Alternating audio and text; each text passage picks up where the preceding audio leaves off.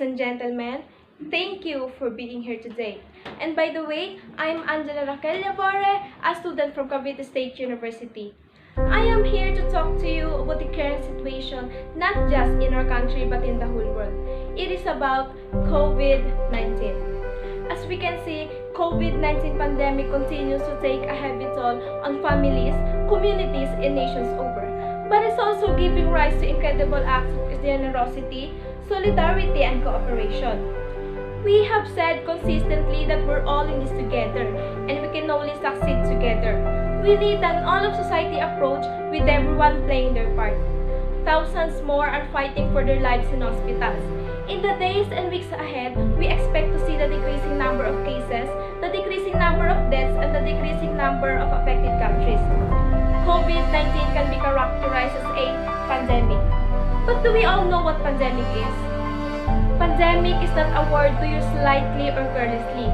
It is a word that if misused can cause unreasonable fear or unjustified acceptance that the fight is over, leading to unnecessary suffering and death.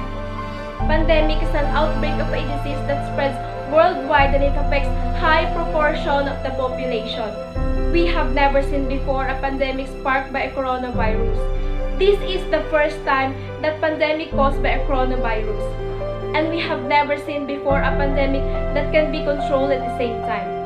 We are all called every day to take urgent and aggressive action.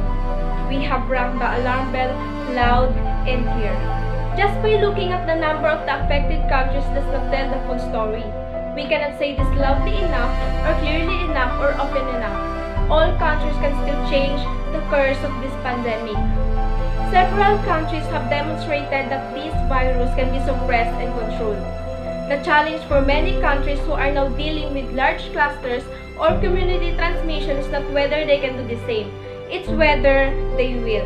Some countries are struggling with lack of capacity, some countries are struggling with lack of resolve, and some countries struggling with lack of resources. We are grateful for the measures being taken in our country to slow the virus and control the epidemics. We know that these measures are taking a heavy toll on societies and economies. All of us must strike a fine balance between protecting health, minimizing economic and social disruption, and respecting human rights. This is not just a public health crisis. It is a crisis that will touch every sector, so every sector and every individual must be involved in the fight. All of us must take a whole of government and the whole of society approach, built around a comprehensive strategy to prevent infections, save lives, and minimize impact. Let me summarize it in 4 key areas. First, prepare and be ready. Second, detect, protect, and treat. Third, reduce transmission. And fourth, innovate and learn. I just want to remind all of us to activate and scale up our emergency response mechanisms.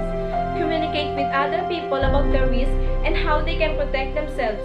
This is everybody's business. Help our frontliners and let us look for each other because we need each other. There has been so much attention on one word. Let me give you some other words that are matter much more and that are much more actionable. Prevention, preparedness, public health, and most of all, people. It is not only the government alone that will going to fight this battle. It will all be possible to end the misery if all of us, every one of us will support, obey, and have a unity for our beloved Pearl of the Orient. And I thank you.